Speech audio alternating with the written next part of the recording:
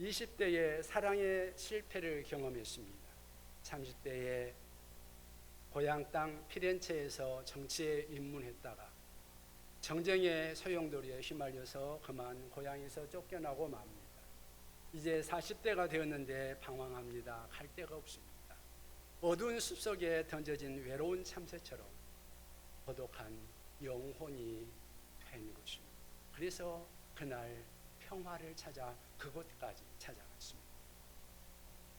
그런데 여러분, 외로움과 고독, 방황 이런 문제들이 꼭 단테만의 문제일까요? 우리나라가 5천만이라고 그러죠. 그런데요, 홀로 사는 가구, 단독 가구가 1,000만 명이 거의 다 된다고 그러죠. 우리나라가 이제는 옛날 우리가 살던 그 시대하고는 많이 변한 것 같습니다. 노인들이 나이 먹으면 홀로 살고, 부부만 살고, 자녀들과 연락이 끊겨서 복구하는 노인들이 얼마나 많은지 모릅니다. 그리고 청년들은 실업난에 청년 실업이 사회 문제가 된 지는 오래가 됐죠. 그리고 독신 가구들이 늘어나고 있습니다. 가족이 해체되고 여러 가지로 여기저기에서 외로움을 말하고 있습니다. 그만큼 이 사회가 불안하고 고독해지고, 그러면서 점점 그 마음 속에는 평화를 갈망하는 마음들이 생기는 거죠. 어쩌면 오늘 이 자리에도 여러분들 가운데서도 힘들고 어려워서, 외로워서 마음의 평화를 구하고 있는 그런 분들이 계시지 않을까요? 그렇다면 오늘 본문에 등장하는 바울 사도를 한번 주목해 보면 좋겠습니다. 지금 바울 사도는 로마계 감옥에 갇혀 있는 상황입니다. 그래서 어쩌면 재판을 받고 죽음을 당할지도 모르는 것이 바울의 형편이었습니다. 그 각오를 나타내고 있는 것이 빌립보서 1장에 나와 있는 거죠. 나는 빨리 죽어서 그리스도와 함께 있는 것을 원한다. 나는 죽을 준비를 하고 있다. 그렇게 말하고 있는 것이 빌립보서 1장이죠. 그런데요, 그런 상황이면은 마음이 착잡하고 침울해지지 않겠습니까? 그런데 상식적으로는 도무지 이해가 안 되는 모습, 도저히 안식이 그 마음속에 있을 수 없고 평안할 수 없는 그러한 상황인데요, 그에게는 놀라운 모습이 있습니다. 바울의 마음 깊은 곳에 기쁨이 있고 평화가 있었다는 사실입니다. 그래서 바울 사도는 이 빌립보서의 이 평화의 말씀을 말할 수 있었던 것이죠.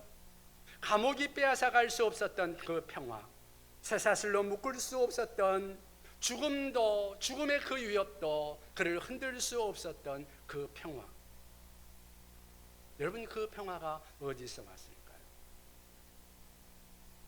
그 평안이 우리들에게 있으면 얼마나 좋을까요? 여러분, 그런 평화를 얻고 싶지 않습니까? 그 평화를 우리의 삶 속에 누리고 싶지 않습니까? 그래서 오늘 우리가 함께 생각해 볼 것은 그것입니다. 나도 이 평안을 얻고 이 평안을 누리는 그러한 비밀은 무엇일까? 바울 사도 안에 있는 이 평안의 비밀은 무엇일까 하는 것입니다. 여러분, 평안을 누리려면 어떻게 해야 될까요? 첫째는 염려를 중단해야 합니다. 염려를 중단해야 합니다. 여러분, 참 염려 많으시죠? 자녀들 때문에, 또는 사업 때문에, 직장 때문에, 가정의 여러 가지 문제들 때문에 참 이런저런 염려들이 참 많습니다. 성경에 염려라는 단어는 메림나오라는 그러한 단어를 사용하고 있는데 두 가지 의미를 가지고 있는 합성어입니다. 하나는 나누다, 찢다라는 그런 의미를 가진 단어하고 마음이라는 단어가 합성되어서 메림나오라는 그러한 단어가 형성되었습니다. 그 말은 나뉜 마음, 찢겨진 마음이라는 의미의 염려입니다. 염려라는 말은 나뉘어진 마음, 찢겨진 마음이라는 거죠. 성경에 그런 예를 들어볼 수 있을까요? 예, 마르다가 예수님을 초청한 그 장면을 한번 생각해 볼까요? 그때 마르다가 너무너무 분주할 때 예수님께서 말합니다. 주께서 대답하여 이르시되 마르다야 마르다야 네가 많은 일로 염려하고 근심하나. 여기서 염려라는 말이 메림나오라는 그런 단어입니다. 마르다가 너무 많은 일을 하다가 그만 마음이 찢어진 것입니다. 여러분, 우리가 하루하루 살아가면서 나뉜 마음이 되고 찢어진 마음이 될 때가 얼마나 많습니까? 남편 때문에, 또는 아내 때문에, 또는 자녀 때문에, 또는 사업 때문에, 여러 가지 문제로 인하여 우리의 마음이 이렇게 염려스럽고 나뉘어지는 때들이 있습니다. 그런데 본문 6절은 뭐라고 말합니까? 본문 6절을 다시 한번 같이 읽어볼까요? 본문 6절을 같이 읽습니다.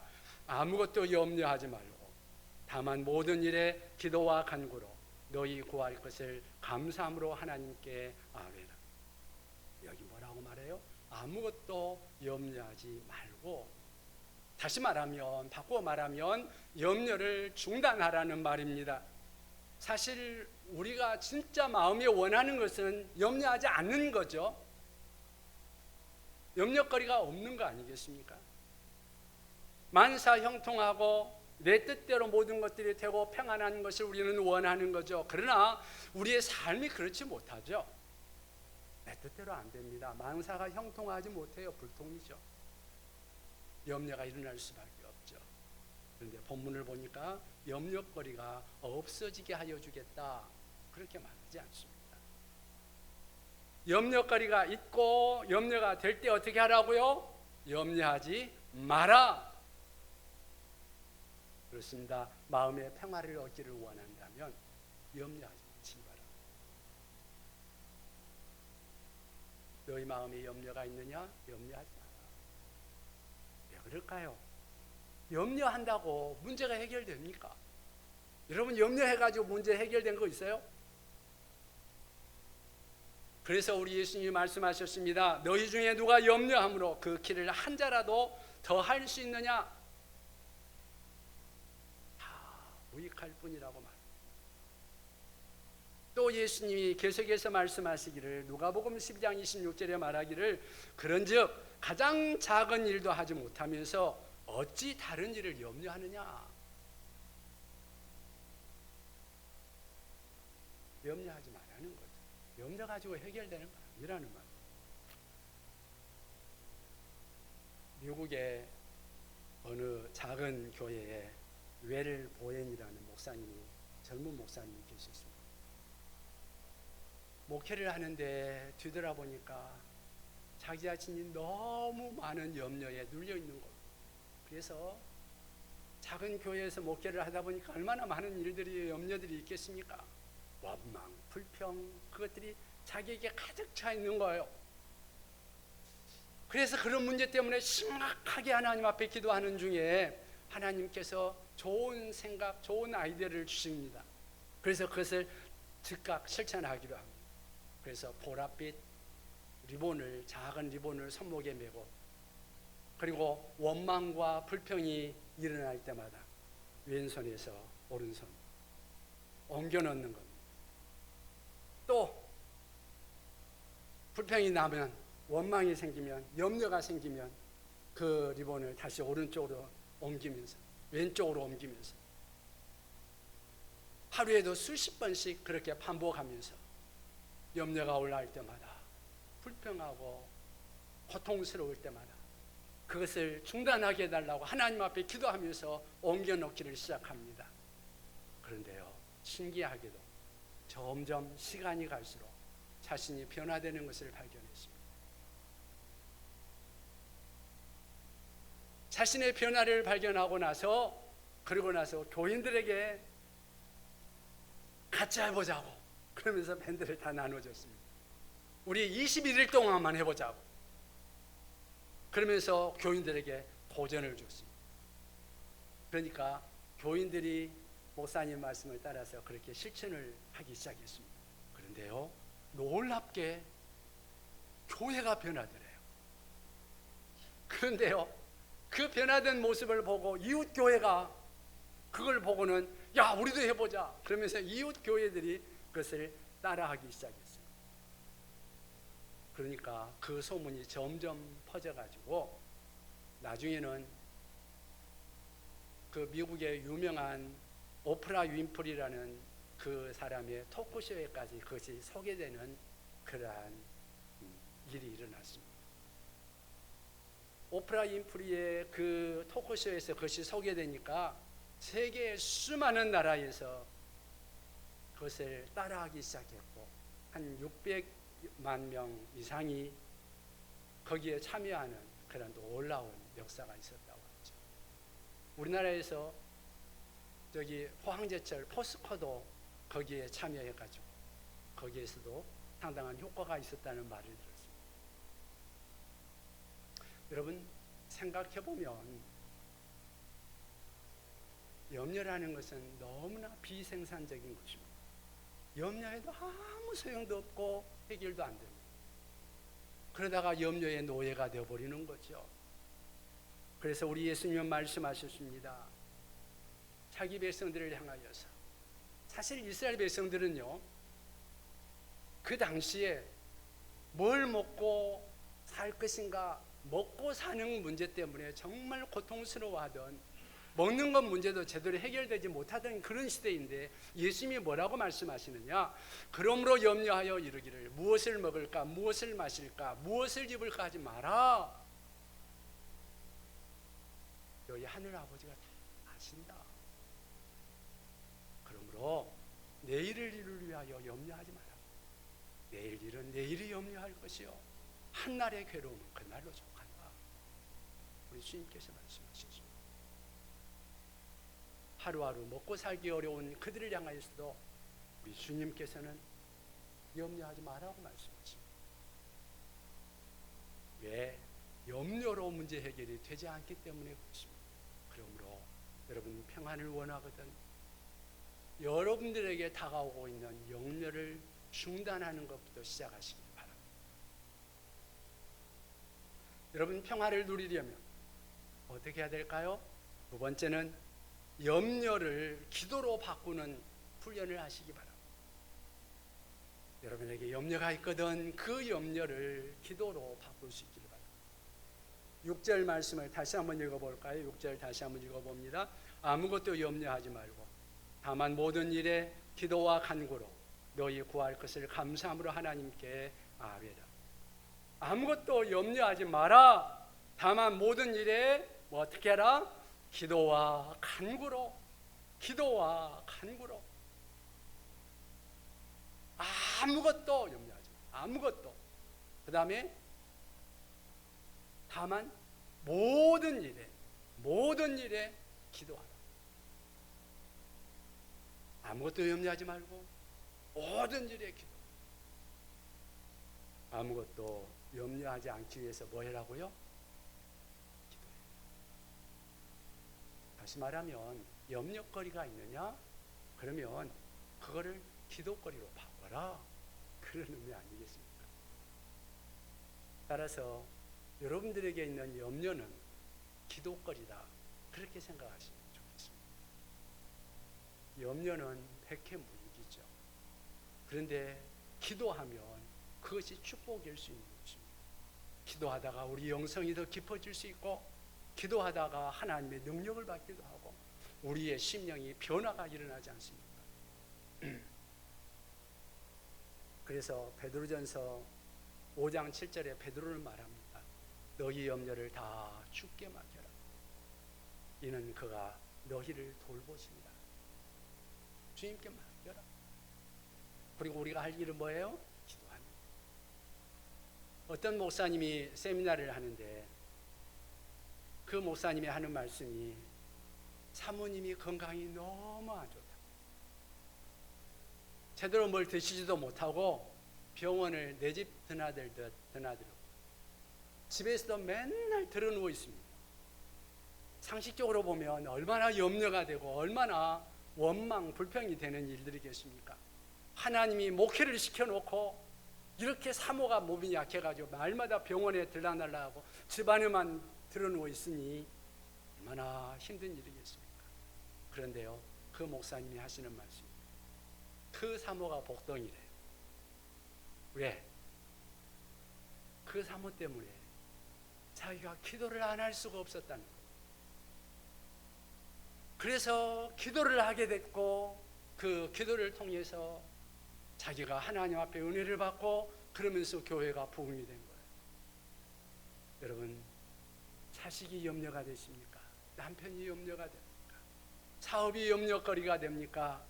그 염려 덩어리를 뭘로 바꿔요? 기도 덩어리로 바꿔요. 그러면 변화가 일어나고 복이 일어나게 될 것입니다. 기도에 당장의 변화가 없더라도 오늘 주님은 말씀합니다. 기도하는 자에게 주시는 약속이 있어요. 뭐라고 말씀하시는가? 7절을 같이 한번 읽어보십시다. 7절 같이 읽습니다. 그리하면 모든 지각에 뛰어난 하나님의 평강이 그리스도 예수 안에서 너희 마음과 생각을 지키시리라.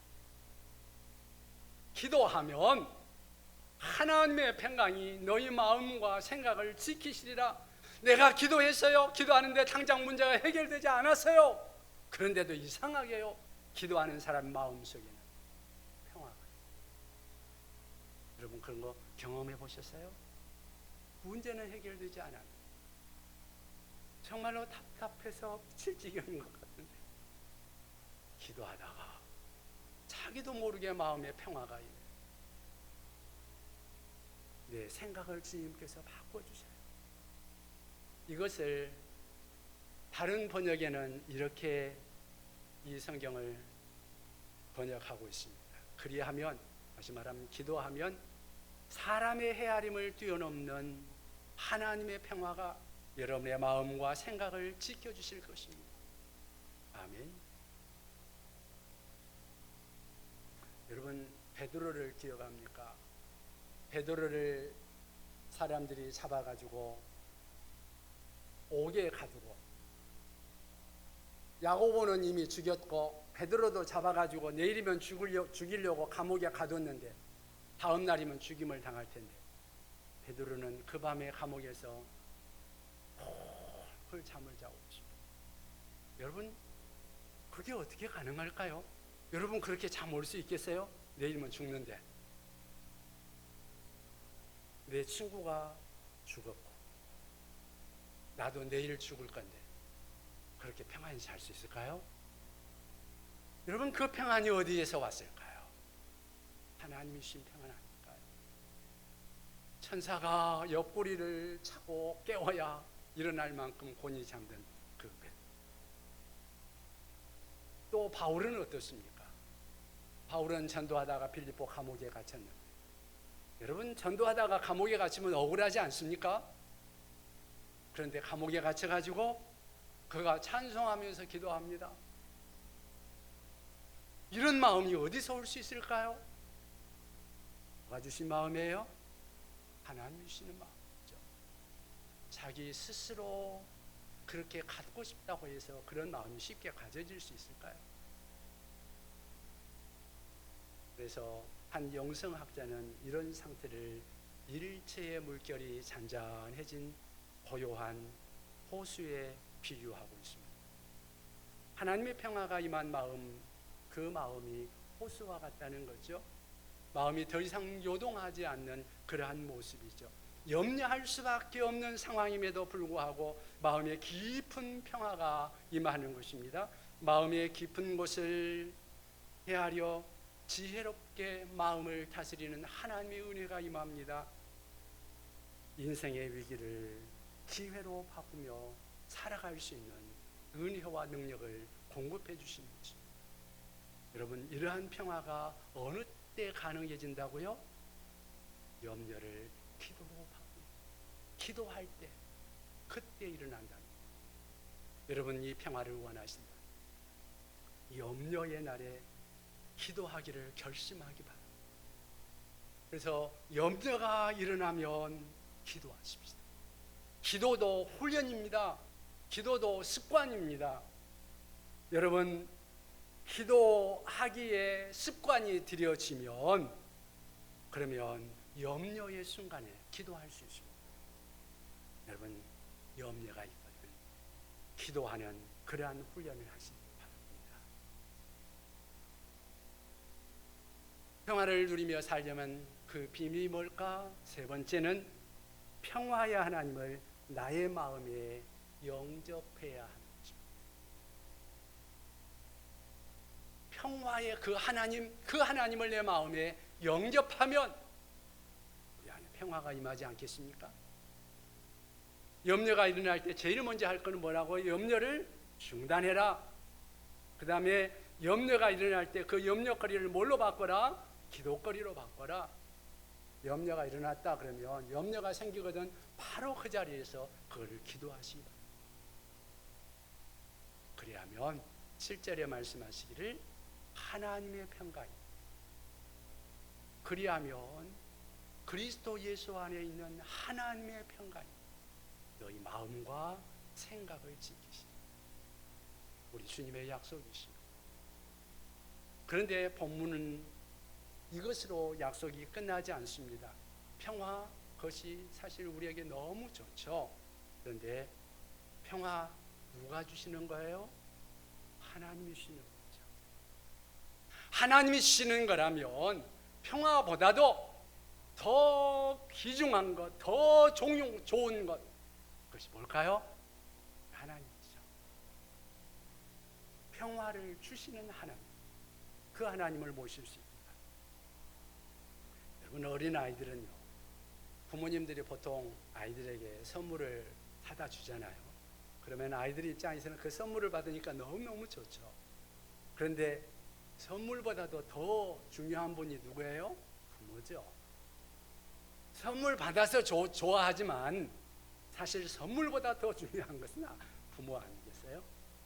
부모가 먹여주고 입혀주고 모든 것을 다 해주고 선물까지 주잖아요.